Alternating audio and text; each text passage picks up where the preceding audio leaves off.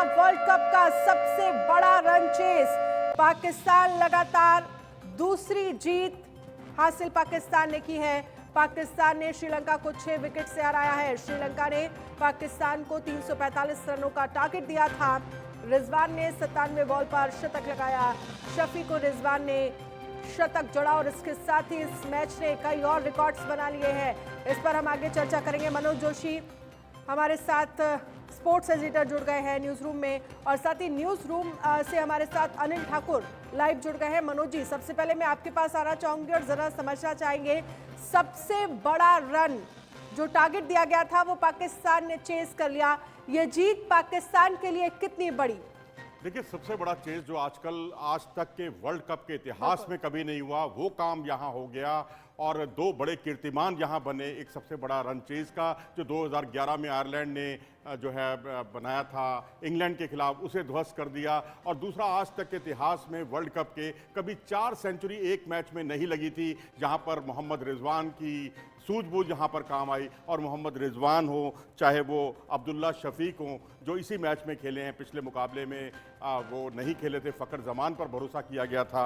और उसके अलावा कुशल मेंडिस और समर विक्रमा, इन चारों ने मिलकर जो है नैया पार करा दी पाकिस्तान की, और एक पहाड़ नुमा स्कोर को पार कराने में बहुत बड़ा योगदान दिया। जी बिल्कुल, आपके पास मैं आऊंगे। और भी तमाम जो रिकॉर्ड आज के मैच में बने हैं वो हम आपसे समझेंगे और हमारे दर्शकों को बताएंगे। हमारे साथ अनिल भी जुड़े हुए हैं न्यूज रूम से लाइव। अनिल, क्योंकि अगर हम पावर प्ले की बात करें तो पाकिस्तान शुरुआत में डगमगाया था क्योंकि 2 विकेट जल्दी गिर गए, लेकिन उसके बाद सबसे बड़ा जो टारगेट रन्स का दिया गया था वो पाकिस्तान ने चेस कर लिया।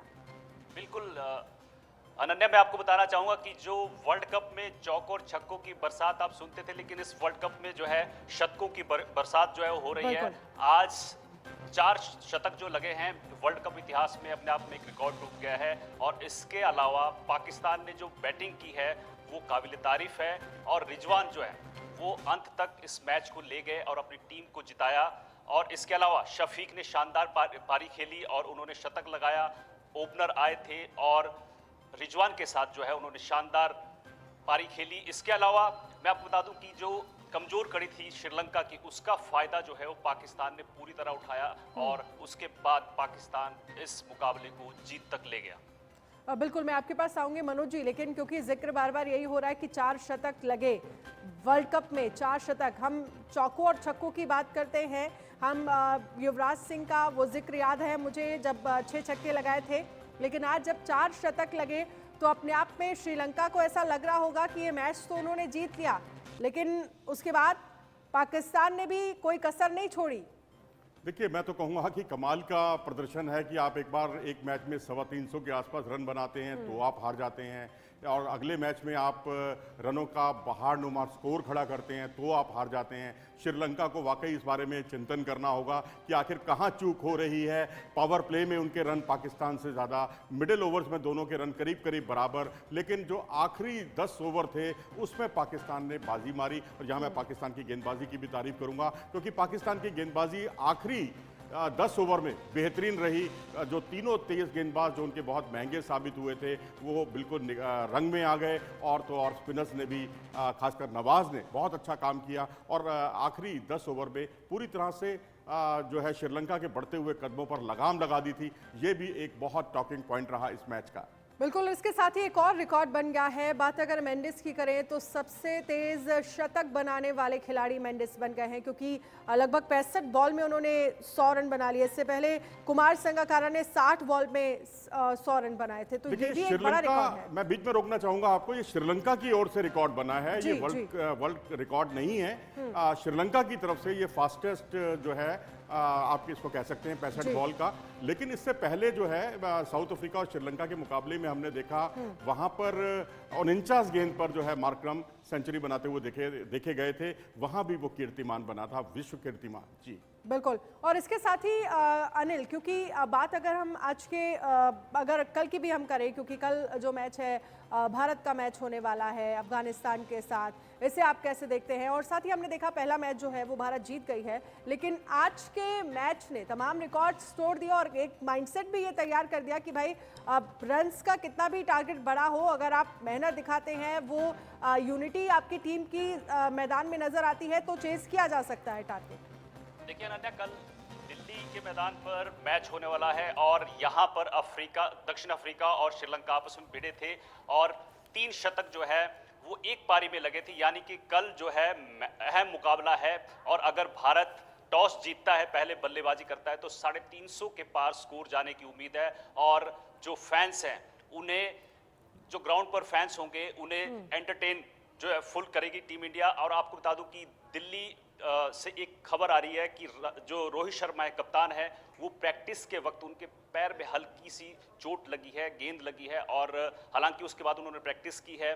और ग्राउंड पर जो है श्रेयस अय्यर, इसके अलावा रोहित शर्मा और शार्दुल ठाकुर भी नजर आए हैं प्रैक्टिस करते हुए, और ईशान किशन भी उनके साथ थे। लेकिन रोहित शर्मा को लेकर थोड़ी सी ये टेंशन वाली बात है कि अगर उनकी चोट कहीं ज़्यादा ना हो, क्योंकि शुभमन गिल खुद पहले से ही डेंगू से बीमार चल रहे हैं और उनका इलाज चेन्नई में चल रहा है। तो रोहित शर्मा हालांकि स्वस्थ हैं, ऐसी कोई खबर नहीं है, लेकिन ये खबर आई है कि उनके पैर में चोट लगी है, गेंद लगी है हल्की सी। उसके बाद उन्होंने प्रैक्टिस किया, ग्राउंड से चले गए उसके बाद। लेकिन कल का मुकाबला जो है वो जो दिल्ली में जो लोग मैच देखने जाएंगे उनके लिए इसलिए बड़ा मुकाबला हो जाएगा, क्योंकि विराट कोहली जो है वो लोकल बॉय के तौर पर, उनको 2011 में वर्ल्ड कप खेले थे, उसके बाद आज वर्ल्ड कप में दिल्ली में कल जो है दिल्ली के मैदान पर कोहली को देखेंगे और उनसे उम्मीद करेंगे कि वो एक बड़ा स्कोर बनाएं, शतक जड़ें। इसके अलावा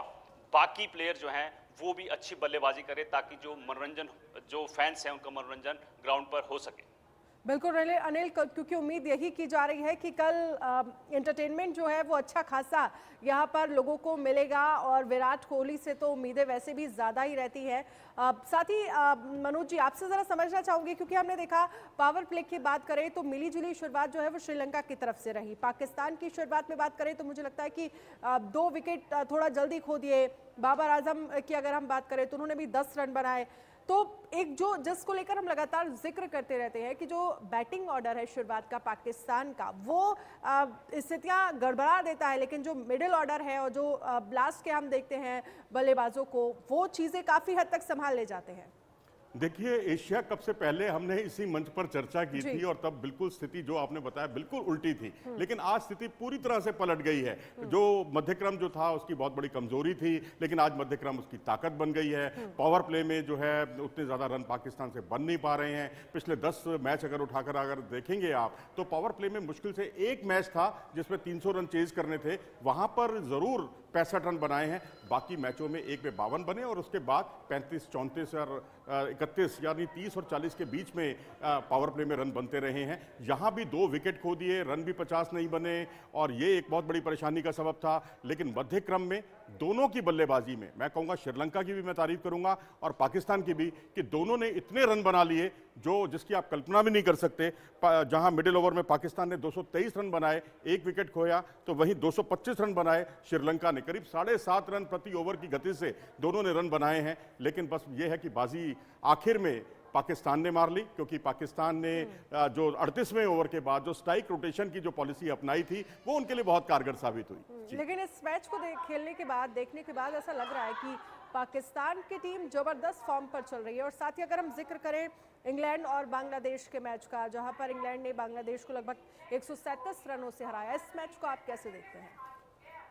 देखिए, जहाँ तक इंग्लैंड और बांग्लादेश के मैच का सवाल है, जो रीस टोपले जो कि 6 फुट 8 इंच लंबे कद के खिलाड़ी हैं, पहले मैच में उनको ना खिलाना, दिल्ली जो है दूसरे बाएं हाथ के तेज गेंदबाज, उनको ना खिलाना, ये बिल्कुल समझ से परे था। लेकिन इस बार उस गलती को सुधारा इंग्लैंड ने, और इस बार टोपले आए और उन्होंने 4 विकेट चटकाए, बहुत ही महत्वपूर्ण। और उसके बाद जो बल्लेबाजी थी वो बहुत ही आला दर्जे की थी। डेविड मलान, जो कि T20 क्रिकेट में कभी दुनिया के नंबर 1 खिलाड़ी हुआ करते थे, अब वो वनडे क्रिकेट में उसको बहुत अपनी फॉर्म को उन्होंने एक्सेलरेट किया है और वही कैरी फॉरवर्ड किया अपनी फॉर्म को, और बहुत ही शानदार उन्होंने आज बल्लेबाजी की। जॉनी बेस्टो ने बहुत शानदार बल्लेबाजी की, अपने तजुर्बे का बहुत अच्छा इस्तेमाल किया। और जो रूट, जो कि टेस्ट क्रिकेट का जिन पर कभी ठप्पा लगा हुआ था, उन्होंने भी उस ठप्पे को हटाते हुए बेहतरीन बल्लेबाजी का मुजाहरा किया। तो 3 ये बल्लेबाज और रीस टोपले ने मिलकर जो है बल्ले बल्ले कर दी इंग्लैंड की, और पहली जीत दर्ज की है इस वर्ल्ड कप की पिछली चैंपियन इंग्लैंड ने।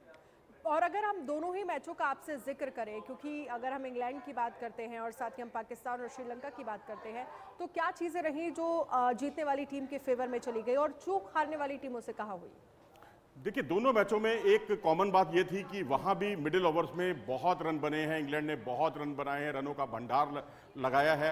यहाँ पर भी जो है मिडिल ओवर्स में, जो मिडिल ओवर्स यानी पावर प्ले जब खत्म होता है तो 11वें ओवर से लेकर 40वें ओवर तक जो है, जो 30 ओवर का जो खेल होता है, वहाँ पर विकेट खोना और रन बनाना ये सारा बहुत मायने रखता है, क्योंकि पावर प्ले में फील्ड रिस्ट्रिक्शंस होती हैं और जो मिडिल ओवर्स होते हैं वहाँ पर आपको एक लाभ भी मिलता है और आप बड़े सहजता के साथ रन बनाएं, लेकिन आपको विकेट भी नहीं खोना। ये भी एक मनोवैज्ञानिक तौर पर आपको मनोवैज्ञानिक तौर पर तैयार होना होता है। लेकिन उसके लिए मुझे लगता है कि शायद दूसरी टीम तैयार नहीं थी पूरी तरह, लेकिन इंग्लैंड ने इसी वजह से बाजी मारी। अभी उसने जीत से शुरुआत की है, तो अब उम्मीद कीजिए कि आगे आने वाले मैचों में इंग्लैंड अपनी इसी फॉर्म को बरकरार रखेगा, क्योंकि इंग्लैंड ने पिछले 2019 के वर्ल्ड कप से लेकर अब तक अपने खेल की शैली में बहुत बड़ा बदलाव किया है, खासकर बल्लेबाजी में। जी बिल्कुल, मुझे लगता है कि उम्मीदों तो फिलहाल कल टीम इंडिया से लोगों को बनी हुई है, क्योंकि दिल्ली में मैच है। बड़ी संख्या में जो क्रिकेट के फैंस हैं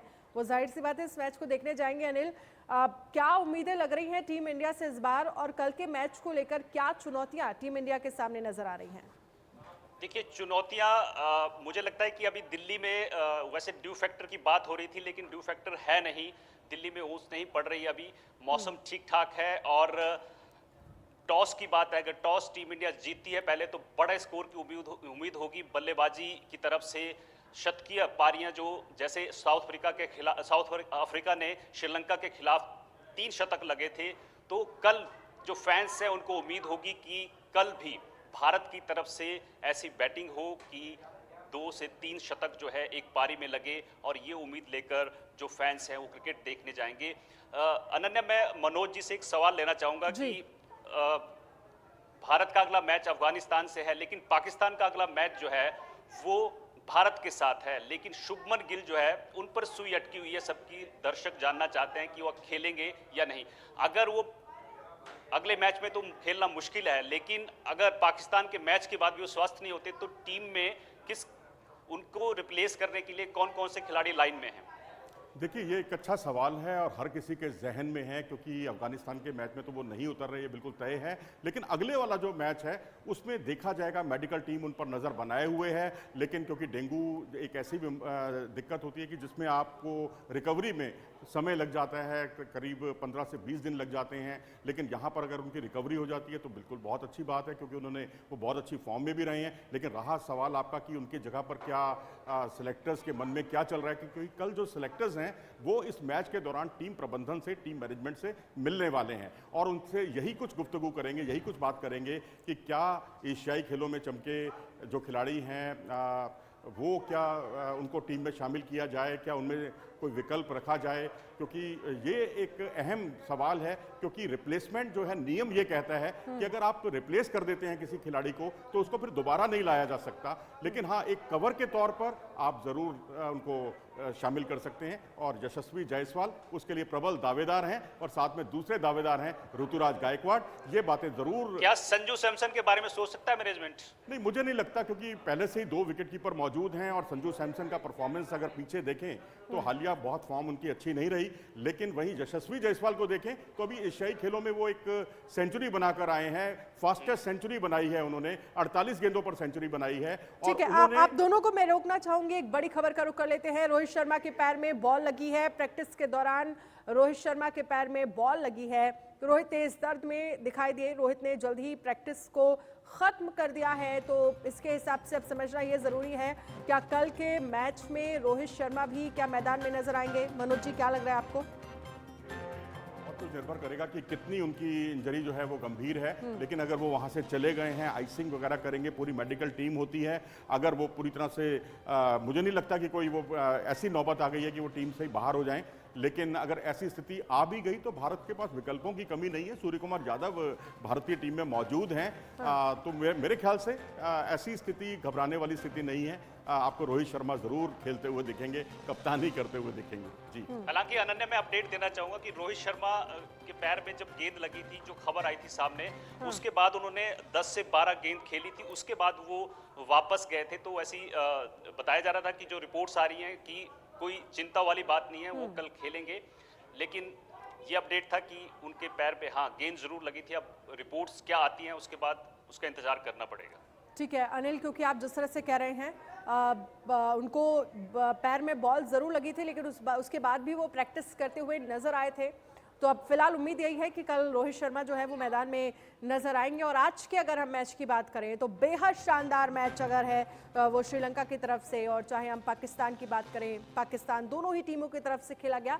हालांकि इस मैच को पाकिस्तान जीत गई। आप दोनों का ही बहुत बहुत शुक्रिया हमारे साथ जुड़ने के लिए, इस चर्चा में शामिल होने के लिए। एक छोटे से